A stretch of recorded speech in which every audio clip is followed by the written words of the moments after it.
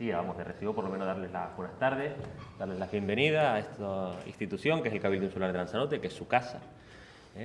Desearles que aprovechen este encuentro para hablar de veneno, en fin, un tema pues muy peliagudo cuando estamos hablando del medio natural, que la verdad es que causa pues verdaderos estragos en la fauna pues de nuestra isla, una fauna pues bastante rica, y nos parecía desde el departamento pues muy apropiado mantener un encuentro por distintos actores que tienen que ver con el medio natural y con esta realidad que sufrimos lamentablemente. Entonces darles la bienvenida, agradecer en este caso a los compañeros, a Federico y a María, que está afuera, representantes de ABAFES Canarias, por su participación en este encuentro. Agradecer también a CARSA, que colabora con nosotros, la empresa pública del Estado, de la que tiramos en innumerables ocasiones pues, para desarrollar proyectos. Agradecer también a los técnicos de la casa, a los técnicos de mi departamento, que son los que hacen posible esto. Al fin y al cabo soy únicamente pues, la imagen del departamento, el representante público, pero son los funcionarios de esta casa los que hacen realidad pues, este tipo de encuentros. Y a ustedes pues que aprovechen, que pregunten todo lo que se les pase por la mente, que pueda serles de utilidad, que no se lleven ninguna duda.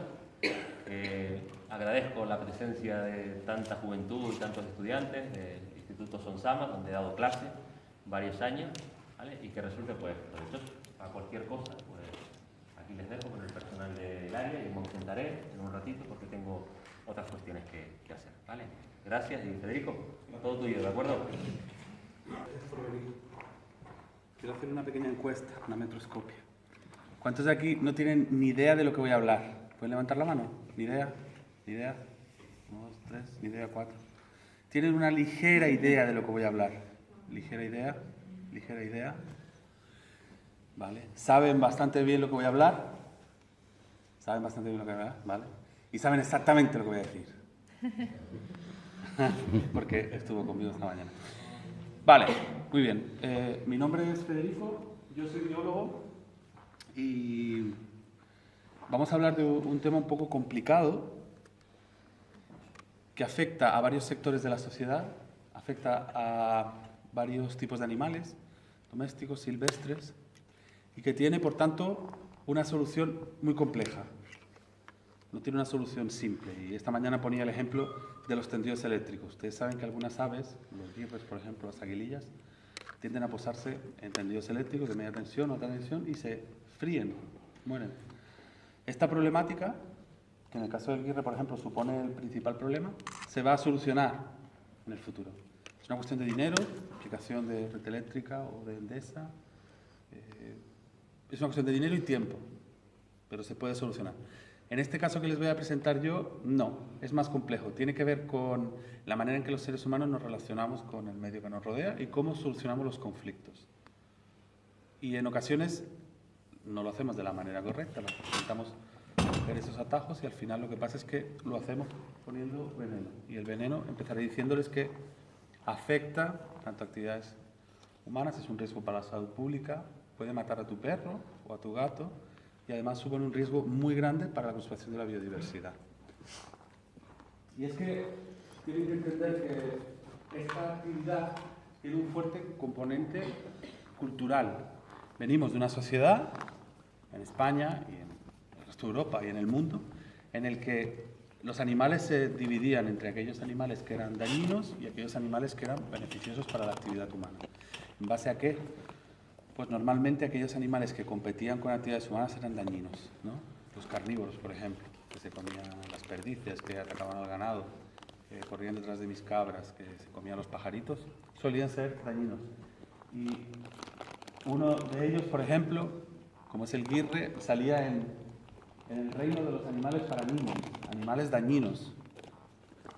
Las necrófagas, que son animales silvestres que se encargan de alimentarse de animales muertos, son el servicio de limpieza que tienen los ecosistemas. Sin ellos, los animales se pudrirían mucho más de lo que pasa y transmitirían muchísimas enfermedades. Bueno, pues en ese caso estaba clasificado como una alimaña, un animal dañino, un animal a controlar. Y había la figura de las personas, los raposeros, como por ejemplo el raposero de Vizcaya, que fueron famosos porque destacaron en el arte de controlar a estos animales. Lobos, zorros, águilas, cuervos, eran animales a controlar. Y esto, que puede parecernos algo muy claro en el pasado, que hemos superado, siglo XXI, somos la leche, en realidad esta fotografía de aquí, por ejemplo, es de hace 3 meses, en un concejo de Asturias. La persona que puso el animal ahí quería dar un claro ejemplo de qué podemos sacar de información. Una, tiene un problema con el lobo, eso es un problema. Un conflicto de alguna actividad económica con un animal determinado. Esto veremos que es una de las causas de colocación de veneno, entre otras, no solamente los conflictos con los seres humanos. Y aquí en Canarias lo que tenemos es, estamos viendo lo que sería la cúspide de un problema que no vemos muy claro la dimensión que tiene, pero que es una auténtica tragedia. Estamos hablando de sustancias que hacen que los animales se mueran de una manera cruel, aparte indiscriminada, porque el veneno no pone para Pepe o para María, sino que los venenos pueden afectar. Pues esto es en la isla de La Palma, donde murieron en solo una mañana, murieron 13 perros, estaban cazando. Y este es el vídeo que estaban realizando, y como se fijan, los animales cayeron a plomo. Tú vas andando con tu animal por el campo, de repente coge un trozo de pollo, que haces chusqui, que haces chusqui, que haces chusqui, chusqui empieza a babear, chusqui se cae al suelo, empieza a temblar y pum, se muere. Eso ocurre, ¿de acuerdo? Y tenemos más noticias por parte de los animales domésticos porque tienen dueño, y los dueños, en cierta manera, son aquellos que lo denuncian. ¿Qué pasa con la fauna silvestre? Volvemos a decir, el veneno no es selectivo. ¿A quién afecta? A todo tipo de animales. Los principales, las rapaces. En este caso, cuervos y guirres, por ser especies necrófagas, carroñeras, tienden a buscar trocitos de carne, por lo tanto es más fácil que se coman o un cebo envenenado, que suelen ser cárnicos, o un animal que ha sido envenenado. Por lo tanto, el veneno, otra cosa que aprendemos, el veneno entra dentro de la cadena trófica. Si un gato come veneno y se muere, si ese gato es depredado por otro animal, ese animal se va a envenenar. Estamos hablando de sustancias que pasan de un animal a otro, son sustancias muy potentes. Aquí tenemos la fotografía de arriba, son cuervos de la isla de Fuerteventura. La de abajo es un guirre que se está recuperando en el Centro de Recuperación de Fauna Silvestre de Tafira, envenenado. Es un animal irrecuperable, escapó loco, o sea, se consiguió salvar, pero no es una cosa muy normal en los animales, sobre todo por la concentración en la que se utilizan estos venenos. Lo que les suele pasar es que supera en muchísimas veces la concentración mínima para matarlos, entonces los animales suelen morir. En algunos casos como este conseguimos salvarlos, pero es raro. Como les explicaba, ¿qué sabemos de esto? Sabemos muy poco. Sabemos algunas cosas, pero sabemos muy poco. Por ejemplo, sabemos que sabemos muy poco. Y eso ya es algo, ¿eh? Sabemos que únicamente un máximo de un 10% de los animales son encontrados, analizados y puestos en una base de datos. Eso quiere decir que por cada animal que nos encontramos envenenado, hay 8, 9, 10, 11 animales que caen detrás de un arbusto, o se quedan detrás de un muro, o van a su madriguera y mueren y nunca son notificados. ¿Cómo sabemos esto? Pues porque hay especies de animales silvestres pequeñas, como puede ser el águila imperial ibérica, de la cual puede haber 200, 300 ejemplares, muy controladas, con emisores satélite, con emisores GPS, con censos, sobre las que hay mucho control y en el cual no se ha superado un índice de recuperación de águilas imperiales envenenadas superior al 10%. Con lo cual, si en una especie como el águila imperial ibérica, en la que están todos los ojos, solo conseguimos un 10%, imagínense en un cuervo o en una aguililla. ¿De acuerdo? Con lo cual, de los datos que tenemos, ustedes tienen que pensar que es la parte de arriba. Y los datos que se tienen que suponer sería la parte de abajo, con lo cual ya a la hora de interpretar los datos hay mucho veneno, hay poco veneno, no hay veneno. Vamos a tener cuidado a la hora de utilizar esas frases. Como les decía, es una problemática compleja que tiene que ver con la naturaleza humana a la hora de enfrentar los conflictos. Y eso no lo hace muy vendible, porque es que es una problemática que si tú no haces nada, no existe. Año 2010, Gobierno de Canarias, reunión con el director general de Medio Natural. No hay un problema de veneno en Canarias. Claro, es que las comunidades autónomas que no hacen nada en temas de veneno no tienen un problema de veneno. No tienen un protocolo para la recogida de los animales, no existe un protocolo para el análisis, no existen bases de datos, los agentes no tienen información ni material para recoger los animales, con lo cual no tienen datos. ¿Qué pasa? Cuando empiezas a destinar gente, dinero, esfuerzos y empiezas a coordinarte, empiezan a aparecer casos de veneno, casos de veneno, casos de veneno, casos de veneno, hasta que llega un momento en que se suele estabilizar. Para que se estabilice lo que tienes que tener es un esfuerzo constante de búsqueda durante los años para poder decir, vale, más o menos lo que estamos viendo es una fotografía de la realidad. Hasta que llega un momento en los territorios en los que se trabaja mucho, como algunas determinadas comarcas de Cataluña, como Lleida, por ejemplo, que es pionera en la lucha contra el uso de cebos envenenados, o comunidades autónomas como Andalucía, que llevan 20 años con una estrategia, pues vuelves a ver un bajón. Ha tenido un impacto las actuaciones porque se han vuelto a bajar. ¿En qué punto estamos en Canarias? Todavía no tenemos ni idea. No tenemos ni idea. Sabemos que se utiliza veneno, caen bastantes animales, pero no tenemos ni idea realmente de dónde, cuándo, qué épocas son más calientes, qué zonas. No lo hemos aclarado. Por lo tanto, ¿qué soluciones se deben diseñar? Son soluciones complejas que tienen que ver con varios aspectos. Con la persecución, con la vigilancia, con la formación, con la información, con la educación, con las alternativas, con el control de daños. Tienen un montón de aspectos que tenemos que tener en cuenta para que esto se reduzca. Y digo se reduzca y se controle porque nunca vamos a acabar con el uso ilegal de veneno. Es algo que no se va a erradicar. Lo que podemos es mantenerlo en unos niveles que sean aceptables por una sociedad moderna, pero nunca vamos a acabar con él. ¿De acuerdo?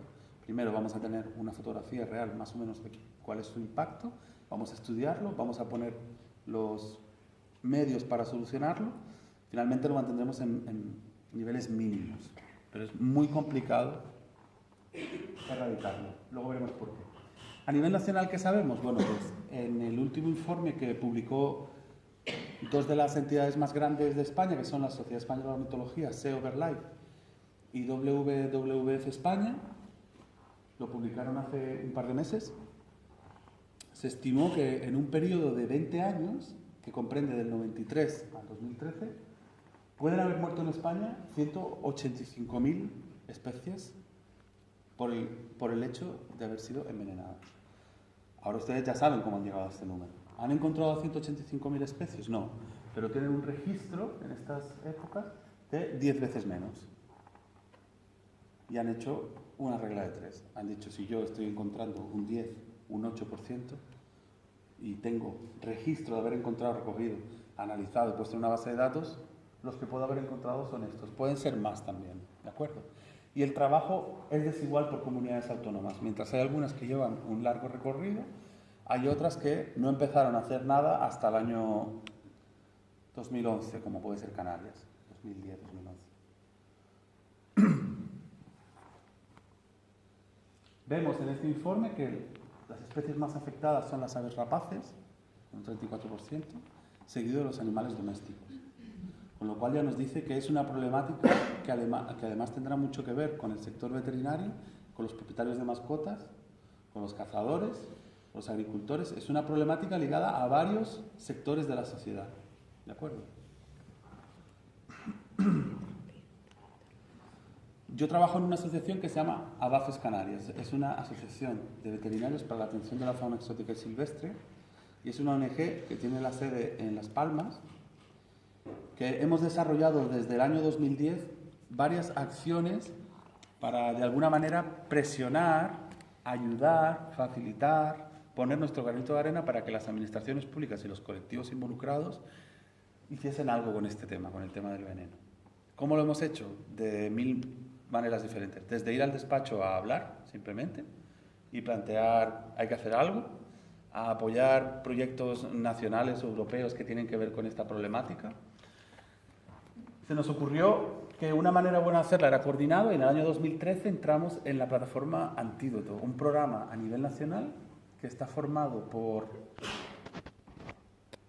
varias ONGs, entre ellas las que les he dicho antes del informe, la Fundación Oso Pardo, la Fundación Quebrantahuesos, FAPAS, nosotros, Grefa, un centro de recuperación en Madrid. Y lo que hacemos es, nos reunimos una vez al año para coordinar actuaciones tanto en cada comunidad autónoma como a nivel nacional. Es una plataforma de entidades que luchan contra esta problemática, creada en los años, al final de los 90. Es una problemática que lleva mucho tiempo. Pensamos que una buena manera de empezar sería organizando un seminario, y con este póster que ven aquí, en el 2010 organizamos el primer seminario dedicado al uso de sustancias ilegales en el medio natural en Canarias.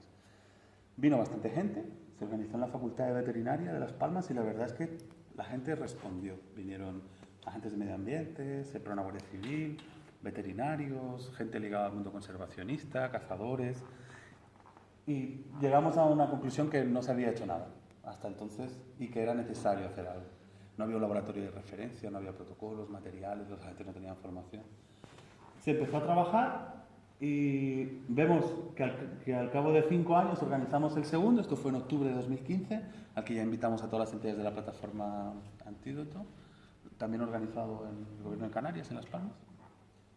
De este año, del 2010 al 2015, se han realizado varias cosas que han hecho que avancemos. No nos queda mucho por hacer, pero se han hecho bastantes cosas. ¿Qué les puedo explicar que se ha hecho? Nosotros grabamos un documental que se llama Canarias contra el veneno.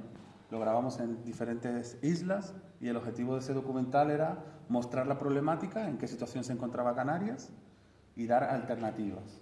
¿Qué era necesario hacer? En ese documental, si ustedes lo quieren ver, yo les voy a poner el tráiler ahora, que dura 1 minuto, pero si lo quieren ver es un documental que dura aproximadamente 28 o 29 minutos. Les da una idea de lo que es la problemática, cuál es el problema, cómo afecta a nivel nacional, cómo afecta en Canarias y qué hay que hacer. Y en esa época que lo grabábamos, 2013, 2014 lo presentamos, lo que había que hacer era aprobar la estrategia. Aprobar la estrategia, aprobar la estrategia, aprobar la estrategia. En el documental verán que todo el rato hablan de aprobar la estrategia. La estrategia no es más que un documento, como un esqueleto, donde se articulan todos los protocolos y actuaciones. ¿De acuerdo? Esto fue un esfuerzo bastante grande para nosotros. Otro esfuerzo fue, vamos a crear una manera de analizar el nivel de lucha contra el uso de cebos envenenados en diferentes islas. Y lo llamamos venenómetro. El venenómetro sirve para dar una puntuación a cada isla y de esta manera, más que competir entre islas, tener un seguimiento del venenómetro al cabo de 3 años, al cabo de otros 6, de otros 9, y ver si realmente estamos evolucionando. Era muy importante el primer venenómetro porque se hizo en un momento en el que la gran mayoría de cabildos no hacían prácticamente nada. Con lo cual, era muy importante que fuésemos realistas. Es como si vas a empezar a hacer dieta y el primer día haces trampas con la báscula, ¿no? Y dices, bueno, pues no, la verdad es que no peso tanto, ¿eh? No, era importante decir, bueno, ¿qué no funciona? ¿Qué no va bien? ¿Qué va mal? Vamos a decirlo porque solo así podremos ver si vamos avanzando. Lo hicimos junto a la Sociedad Española de Ornitología, nos dividimos la provincia. A nosotros nos tocó Las Palmas, que eran 3 islas, y a ellos 4, Santa Cruz, o sea que en eso ganamos. Y lo que hicimos fue reunirnos con todas las entidades, colectivos. Aquí fue en marzo de 2014, en Lanzarote, que tenían interés en este tema y nos fuimos preguntando, administraciones públicas, agentes de la autoridad. A cada criterio, analizamos una serie de criterios, a cada criterio le dimos una puntuación entre el 1 y el 5, entendiéndose que 1 era inexistente y 5 era en el buen camino. Hubo pocos 5 y hubo muchos 2 y muchos 3. La puntuación valoraba 8 criterios diferentes que iban desde el grado de desarrollo de la estrategia, la especialización de los agentes, los planes de vigilancia y prevención, la coordinación entre sectores, la sensibilización de grupos de riesgo o la disponibilidad de recursos humanos y materiales. Queríamos valorar diferentes cosas. ¿Cómo quedó el resultado? El resultado quedó como lo vieron aquí. Gran Canaria líder, en posiciones de Champions estarían Fuerteventura y Tenerife, y luego vendrían el resto de islas. ¿Qué es interesante más que los números en realidad? Lo interesante es ver, primero, que la provincia de Las Palmas está desarrollando muchas más actuaciones que el resto. Es más activa, y lo estamos viendo, corroborando con el tiempo. Otra es que de todas las islas es cierto que Gran Canaria, por su particularidad, quizás el hecho de que esté el laboratorio de toxicología o las determinadas personas en algunos lugares, ha hecho que, sin tirar cohetes, esté de cierta manera liderando las actuaciones. Vemos que en Fuerteventura muchas de las actuaciones de veneno se han visto beneficiadas por proyectos que ha habido de conservación, con el GIRRE, por ejemplo, que en cierta manera han hecho actuaciones contra el veneno sin darse cuenta que lo estaban haciendo, realmente estaban luchando contra una problemática que afectaba a una especie y la conseguían. Pero por lo general, bueno, decirles que en las Islas Grandes se aplicó un factor de corrección de -2 puntos, con lo cual sus puntuaciones eran mayores, pero el hecho de que sean grandes, que tengan más funcionariado, más agentes, más medios, pensamos que no podía ser comparado. La media de todos los criterios y de todas las islas salió un 2,6, entre graves carencias e insatisfactorio. ¿Qué nos dice eso? Que no está desarrollada la estrategia. Ese documento esqueleto que les digo, donde se tiene que poner todo lo que hacer, no hay un nivel de aplicación igual. ¿Qué vimos negativo de este análisis? Vimos que existía un desconocimiento. No hay base de datos sobre los animales que se han envenenado. No existe. Sí hay veneno, sí a mí me han dicho, una vez se murió un perro, sí, pero no hay una base de datos. Existe una cantidad brutal de producto fitosanitario descatalogado, ilegal, que no se puede tener en las casas de la gente, en las fincas. La gente tiene detrás, en el almacén, producto para matar a toda la provincia. Está descatalogado y ahí está. Con lo cual existe una cantidad, una disponibilidad tanto de diferentes sustancias como de cantidades. Recursos insuficientes, algo que es común a todas las problemáticas, con lo cual no nos podemos quejar mucho. Pero es importante que se doten recursos, si no, no se va a avanzar, tanto en los análisis toxicológicos como en la dotación presupuestaria de los agentes, como la gente que trabaja. Y coordinación. Existían verdaderos desastres de coordinación en casos. Porque nunca se había trabajado, era normal. ¿Qué vimos bueno? Bueno, vimos que había una voluntad de coordinación. De hecho, en algunos lugares se habían alcanzado como unos equilibrios de coordinación bastante extraños, porque había sido oficiosa, por afinidad o por buen rollo profesional o por lo que quieran. Se habían conseguido sacar los temas, pero en realidad no existía una estructura de coordinación.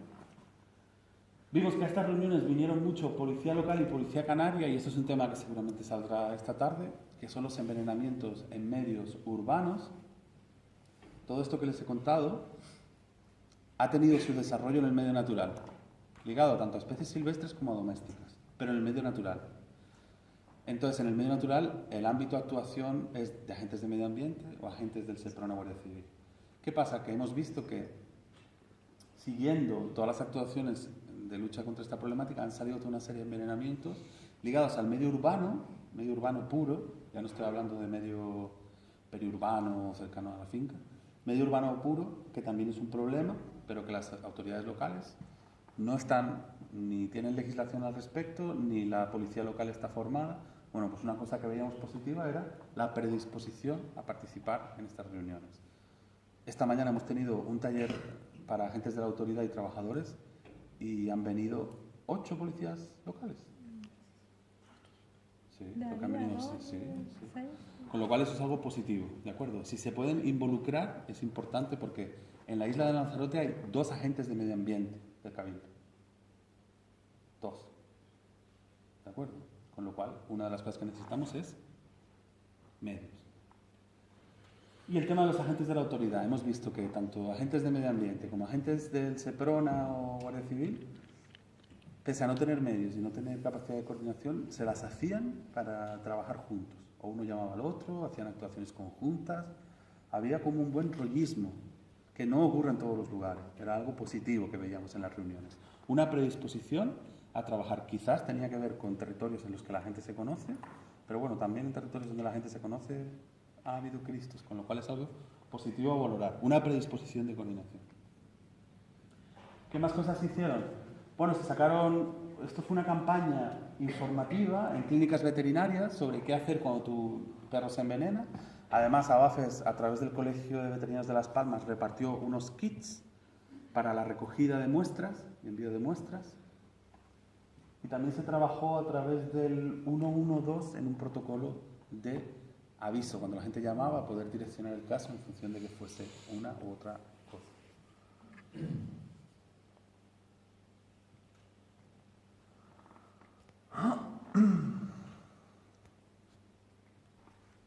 Aquí lo que vemos es de las especies y cebos analizados en el laboratorio, las diferentes sustancias que se utilizan. De esto es importante decir dos cosas. Una, en España existen muy pocos laboratorios de referencia para el análisis de este tipo de muestras. Muy pocos. Muy pocos, estoy hablando que a lo mejor hay 6, 7.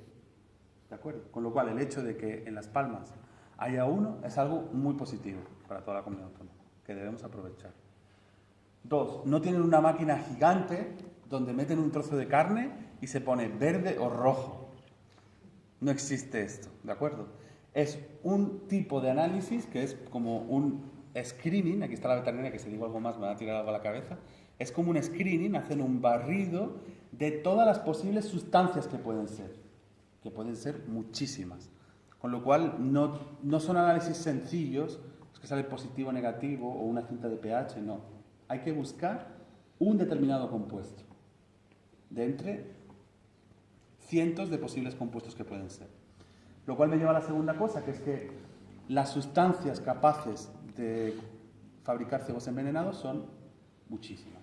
Algunas de ellas legales, otras de ellas ilegales. ¿Qué se ha visto del análisis? Que la gran mayoría de sustancias son organofosforados, sustancias son fitosanitarios, agroquímicos, que se utilizan diluidos, muy diluidos, para, por ejemplo, los cítricos o las plataneras. Un ejemplo de él puede ser el furadán. La gente compra un bote de furadán, en polvo, lo diluye y se pone un traje y una máscara y unos guantes y empieza a tirar. ¿Qué hace?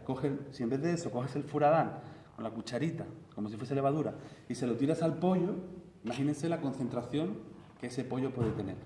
¿De acuerdo? Ese pollo a lo mejor nos puede matar a todos los que estamos aquí. Para que vean un poco la potencialidad de esas sustancias. Otro tipo de sustancias pueden ser los rodenticidas o anticoagulantes. Sustancias legales, o ilegales, hay de las dos, casi siempre legales, que son utilizadas o bien de una manera con voluntad para crear un cebo, como he dicho antes, la pones con pollo y quieres matar a un animal, o bien son utilizadas incorrectamente. Eso quiere decir, yo compro el matarratas o el ayuntamiento o el cabildo me da el matarratas y yo empiezo a tirarlo así, como si fuese maní. ¿De acuerdo? Con lo cual, hay que diferenciar, y esto es importante, entre lo que es un envenenamiento y lo que es una intoxicación. Y la diferencia es la voluntad. Si tú aplicas mal un producto, como es un raticida, y lo que quieres es matar a las ratas porque te molestan, o los topillos, y lo que haces es lo aplicas mal, estás incumpliendo la obligación que tienes de ese producto. Es un producto que tiene una ficha en el Ministerio de Agricultura y tú tienes que aplicarlo en base a unas estipulaciones. Si tú en vez de eso coges una sustancia y la mezclas con algún tipo de carne o pescado para eliminar a un animal, eso es un envenenamiento, porque hay una voluntariedad. Y esto es importante porque en los dos casos el animal se puede morir. Y a nosotros nos puede parecer lo mismo, pero de cara a solucionar o enfocar la problemática no lo es. ¿De acuerdo? Esto es lo que les explicaba antes. En el tema de los venenos también ha habido una evolución en España. Antes lo que se solía hacer era cebos muy grandes, antes les estoy hablando en la época del raposero de Bilbao que les he enseñado con los zorros, cebos muy grandes, llenos de veneno, entonces un impacto grandísimo. Cogían una cabra, la abrían por la mitad, la llenaban de estricnina y esperaban a que bajasen los buitres, las águilas o viniesen los lobos. Caballo, le cortaban la cabeza, un caballo muerto, le tiraban y lo ponían. ¿Qué pasó? Que cuando se hizo ilegal, cuando empezó a ser ilegal esto, los cebos empezaron a hacerse cada vez más pequeños. Ya no podían poner esos cebos enormes. Tenían que ser cebos pequeños y tenían que ocultarlos, ponerlos en lugares donde no se viera. Con lo cual los cebos empezaron a ser más chiquititos y las sustancias también se modificaron, porque si antes se utilizaba más la estricnina, por ejemplo, que era una sustancia muy tóxica, todavía lo es, algunos de los animales se envenenaban únicamente por la inhalación, ni tocaban el cebo, solamente inhalando el polvillo ya morían. Ahora lo que se utilizan son productos descatalogados, fitosanitarios, que ya no se pueden utilizar, que han sido prohibidos precisamente por su elevada toxicidad y que están en ese stock, ¿no?, de materias para producir cebos. Este laboratorio de toxicología, que está en Las Palmas y que lleva funcionando desde el año 2011, ha analizado una serie de muestras y lo interesante de esto es que de todas las muestras que ha analizado, que son 578 muestras, de 250 animales diferentes, vemos que existe una proporción del 62%, que sería la barrita blanca, que han dado positivo. Mientras que la barrita gris, que es un 32-34%, ha dado negativo. ¿Eso qué quiere decir? Que cuando nosotros nos encontremos un animal que está muerto, puede haber muerto de muchas causas diferentes. No tiene por qué ser veneno. Con lo cual, ¿cómo podemos determinar que ese animal ha podido morir de una manera producida por el veneno? Tenemos que ver una serie de pistas sobre dónde está el animal, cómo está dispuesto, si tiene restos de carne o de vómito, si el animal presenta fauna cadavérica, lo que serían moscas u otros bichos muertos alrededor, que también podría ser. Si tras una inspección ocular alrededor vemos que hay otros animales, ha muerto un gato, le haya muerto un cuervo, mortalidades en grupo, ¿de acuerdo?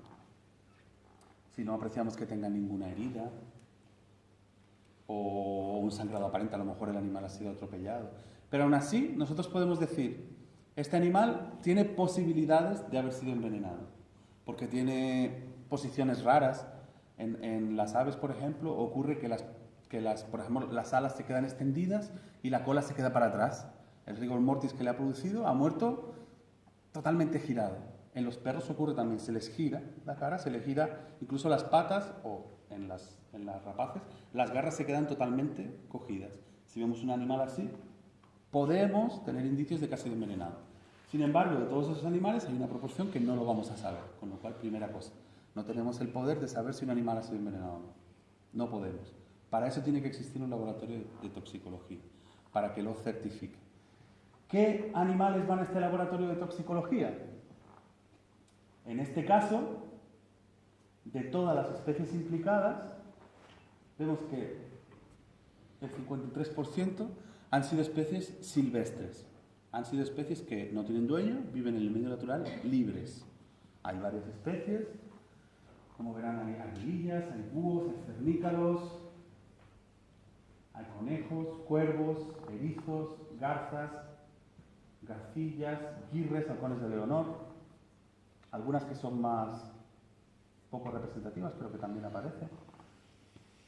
Animales que, en cierta manera, o tienen hábitos carroñeros, o son carnívoros, o pueden comer, o son omnívoros, comen diferentes especies.